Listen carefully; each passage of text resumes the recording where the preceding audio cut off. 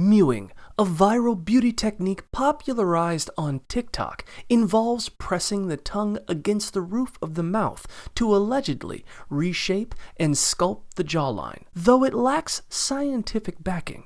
Before trying out mewing for yourself, seek professional guidance from a medical expert to determine if the technique is safe for you. If you get your doctor's sign-off to try it out, here are the steps to mewing like a pro. First, sit upright comfortably and ensure your neck is straight.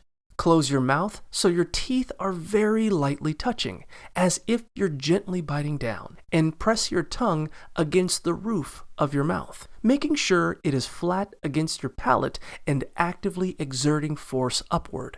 Hold the position for 2 to 3 minutes, pushing with your tongue but keeping your mouth closed throughout the entire process. After 2 to 3 minutes, begin lessening the pressure gradually until your tongue is resting normally again. While mewing can temporarily make your jawline look more defined, critics, including dental professionals, warn that mewing for long periods of time can harm oral health and potentially misalign teeth. Alternatives like gua sha, facial massages, and jaw bras offer temporary sculpting effects but lack substantial scientific support as well.